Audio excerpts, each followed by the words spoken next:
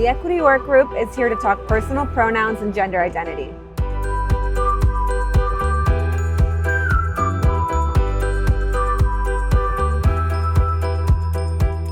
Personal pronouns are the words we use when addressing someone.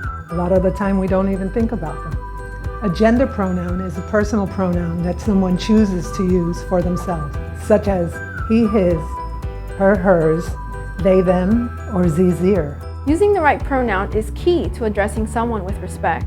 Not doing so or not trying to can be hurtful. Gender identity and sexual orientation are not the same thing, but they both exist on a spectrum. Some people identify with the fixed points of male or female, but others feel that they fit best somewhere else on the spectrum.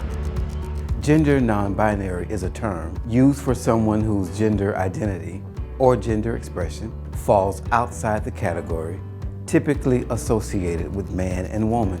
They may define their gender as falling somewhere on the spectrum between man and woman, wholly different from these terms, or they may not define it at all.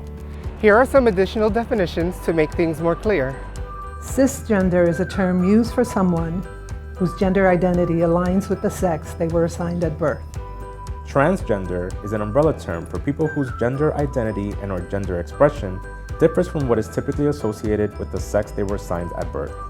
Some transgender people will identify with the opposite gender to which they were assigned at birth. And some may not identify with any binary gender. Often, people make assumptions about another person's gender based upon that person's appearance or name. However, these assumptions aren't always correct and imply that there's a right way for a person's physical appearance to align with their gender. Being transgender or non-binary isn't just about dressing a certain way or changing your body. It's about the need we all have to have our identities affirmed by other people. It is offensive to assume someone is either male, female, transgender, non-binary, or cisgender simply by looking at them. So it's important to ask about pronouns. Actively choosing to ignore the pronouns that someone goes by implies the oppressive notion that transgender, non-binary, and gender non-conforming people do not or should not exist.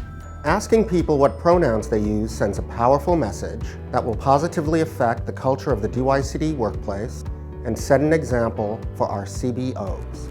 Let's try a few examples to get the hang of it. Kathy left early because she was feeling ill. Chris ate their food because they were hungry. John bought gifts for his siblings. Daphne picked Zir clothes up from the laundromat. You might be worried about making a mistake when using gender pronouns, but trying and not succeeding is more welcome than ignoring someone's identity altogether. For large group meetings, the best practice is to start with an introduction that includes everyone sharing their gender pronouns. Welcome everyone. We're going to start the meeting right now.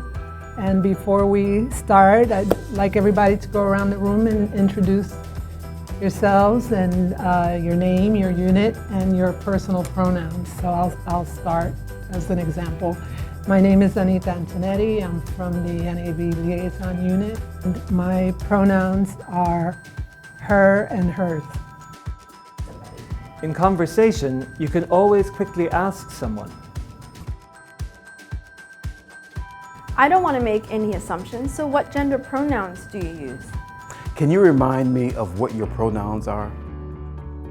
When someone gets my pronouns right, I feel like I can trust them even when I'm not in the room.